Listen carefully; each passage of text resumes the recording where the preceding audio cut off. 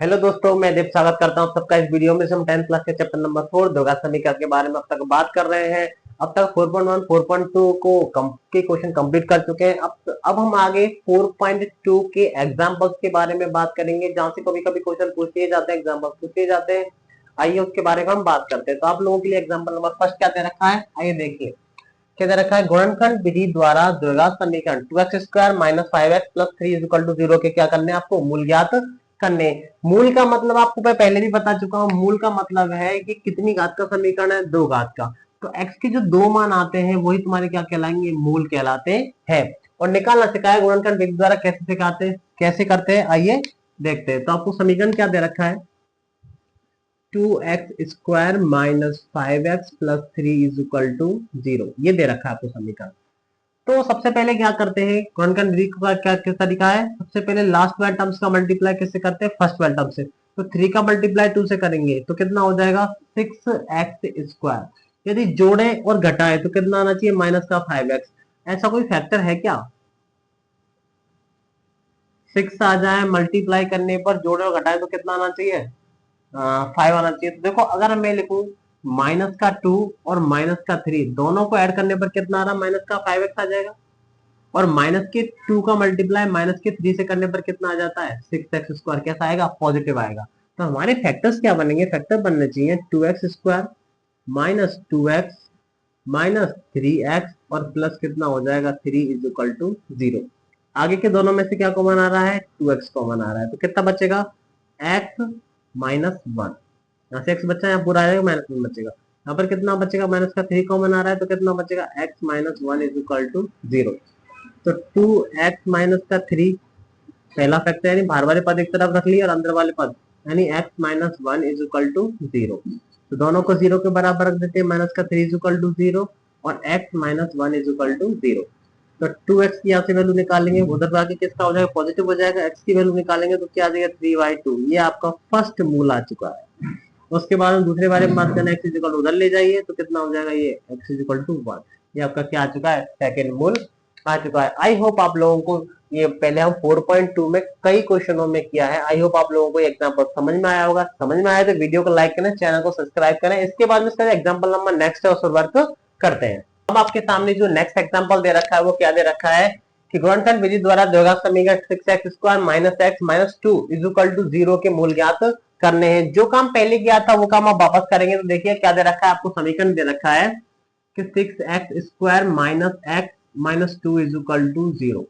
ये दे रखा है, ऐसी गुणनखंड करने और इसके मूल ज्ञात करने। तो कैसे करेंगे, 6x का मल्टीप्लाई 2 से करेंगे तो 6 2 12 हो जाता है, -12x²।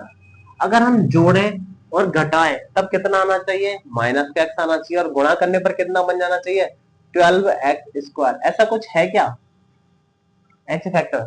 अगर इसको मैं ऐसे तोड़ दूं, 3 और 4 में तोड़ दूं, अगर मैं -4 रखूं और +3 रखूं तो -4 में से +3 गए तो कितना बचेगा, -1 बचेगा। x और लगा देते इनके पीछे पीछे, और 4 दिया कितना हो जाता है, 12, वही -12। तो फैक्टर्स हो जाते हैं हमारे, क्या होंगे, तो 6x² -4x और +3x - 2 = 0। दोनों आगे के दोनों में कितना कॉमन आ रहा है, 2x कॉमन आ रहा है। यहाँ पे कितना बचेगा, x, और 2x से कितना बचेगा, -2। इधर से पीछे से कितना कॉमन आ रहा है, ओ सॉरी, यहाँ पर 3 आएगा, 2 3 अच्छे होते, 3 आएगा, सॉरी, 3x हो जाएगा। तो यहाँ पर कितना आ रहा है, 1 कॉमन आ रहा है तो कितना हो जाएगा, 3x - 2 = 0 0।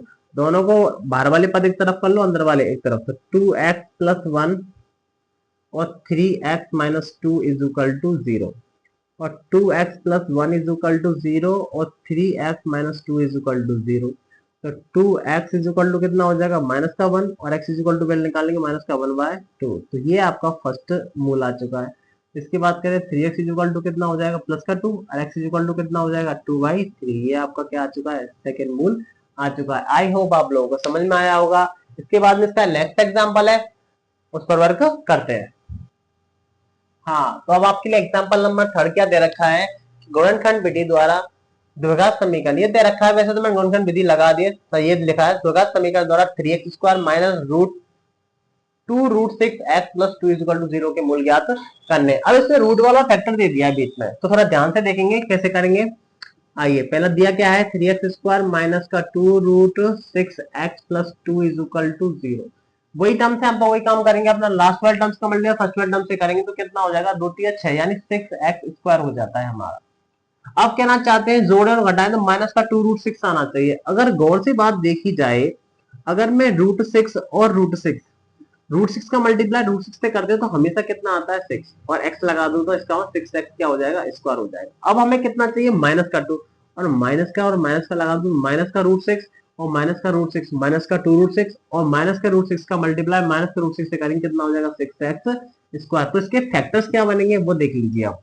तो 3x² माइनस √6x और minus √6x+2 is equal to 0। समझ में आया, आई था समझ में आना चाहिए, क्योंकि देखो माइनस का √6 से माइनस का √6 का दोनों ऐड करने पर माइनस का 2√6 आ जाएगा, और दोनों को मल्टीप्लाई करने पर कितना आ जाएगा, 6x² आ जाएगा। दोनों में से क्या कॉमन आ रहा है, अगर कॉमन की बात करें तो इधर से कितना आएगा, √3 कॉमन आएगा। तो कैसे लिखेंगे, √3 से मल्टीप्लाई √3 से देंगे तो कितना हो जाएगा, आपको पता होना चाहिए √3, और साथ में एक चीज और कॉमन आ रही है, इसमें x कॉमन आ रहा है। तो √3 से कितना हो जाएगा, √3, और यहाँ पर कितना बचेगा, एक x बचेगा, माइनस x से x चला जाएगा, √3 का भाग देंगे √6 में तो कितना आ जाएगा, √2। यहाँ की बात करें तो यहाँ पर कितना कॉमन आएगा, माइनस का √2 कॉमन आ जाएगा। क्यों, √2 से √6 में भाग देंगे तो कितना हो जाएगा, √3, x साथ में चल ही रहा है, और √2 से 2 में डिवाइड करेंगे तो किसका हो जाएगा, माइनस का √2। अब दोनों अंदर वाले फैक्टर्स दोनों कैसे आ चुके हैं, सेम आ चुके हैं।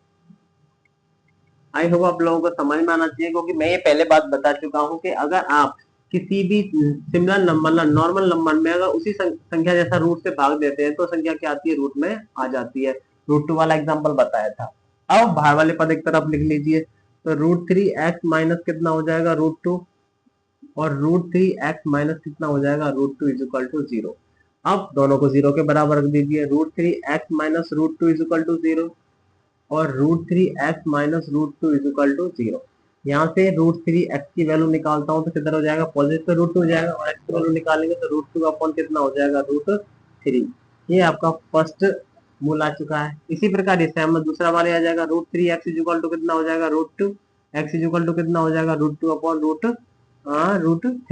ये आपका सेकंड क्या आ जाता है, मूल आ जाता है। आई होप आप लोगों को ये रूट वाला जो एग्जाम्पल है वो समझ में आया है। समझ में आया है तो इसको ज्यादा से ज्यादा शेयर करें, और इसके बाद में जो इसका नेक्स्ट एग्जाम्पल उस पर वर्क करते हैं। तो फ्रेंड्स अब आपको नेक्स्ट एग्जाम्पल दे रखा है, क्या दे रखा है, बस उसमें दे रखा था 4.1 में, जो शुरुआत में अनुच्छेद 4.1 का क्वेश्चन है, लेकिन एग्जाम्पल रूप में बना रखा था 4.2 के उदाहरण के रूप में। वो तो हमारे सामने क्या दे रखा है, सामने दिया गया चित्र एक प्रार्थना कक्ष है, जो ये जो ड्राइंग दे रखी है, एक आयताकार ड्राइंग जो दे रखी है वो कैसा है, A, B, C और D जो आयताकार ड्राइंग दे रखी है वो आपको क्या दे रखा है, प्रार्थना कक्ष दे रखा है। तो इसकी कक्ष की लंबाई याद करनी, कहने का मतलब ये लंबाई का मान कितना होगा ये बताना है, और ये चौड़ाई का मान कितना होगा, और ये तुम्हारे लिए क्या, हमारे लिए क्या दे रखा है, ये इसका क्षेत्रफल दे रखा है। तो लिख लेते हैं एक बार, लंबाई कितनी है रखी है, लंबाई कितनी दे रखी है आपको, 2x+1, और ये आपकी चौड़ाई कितनी दे रखी है, चौड़ाई इक्वल टू कितना दे रखा है आपको, x। तो अब अगर हम इस क्वेश्चन को करना स्टार्ट करो, उसका क्षेत्रफल कितना दे रखा है, 300 मीटर स्क्वायर, यानी आयताकार प्रार्थना कक्ष का क्षेत्रफल कितना दे रखा है आपको, 300 मीटर स्क्वायर, ये दे रखा है।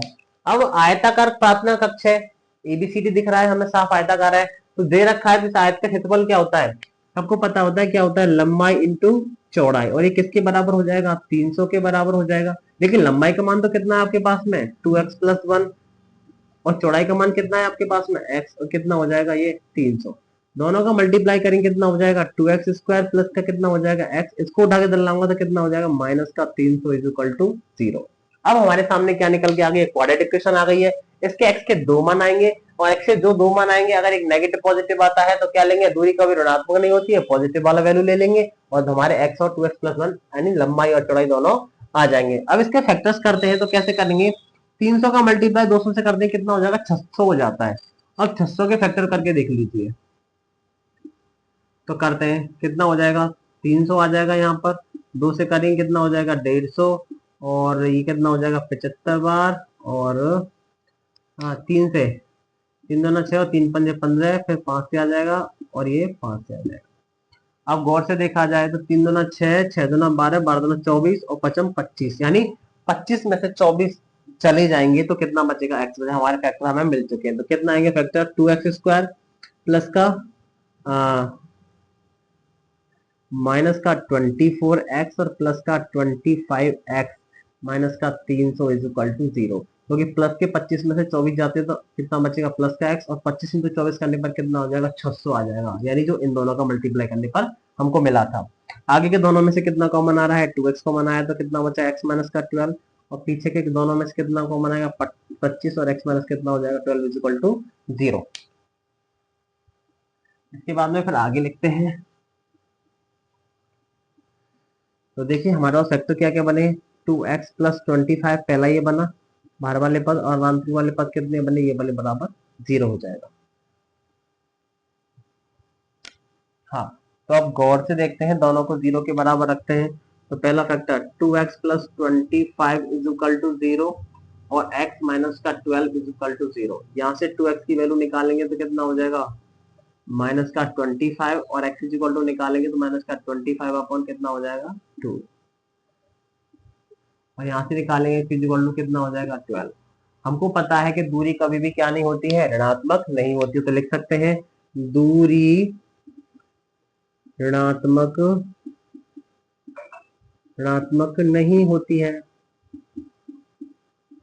तो ये तो वैलिड ही नहीं होगा, ये वाला मान तो वैलिड होगा ही नहीं। वैलिड कौन सा होगा, ये होगा। तो इसका मतलब है कि जो सबकी चौड़ाई कितनी आ जाएगी, अगर हम आगे बात करते हैं तो चौड़ाई कितनी आ जाएगी, हाँ यानी प्रार्थना प्रार्थना कक्ष प्रार्थना कक्ष की चौड़ाई x मानी थी, x बराबर कितनी आ रही है 12, और लंबाई कितनी आ जाएगी प्रार्थना कक्ष की लंबाई, प्रार्थना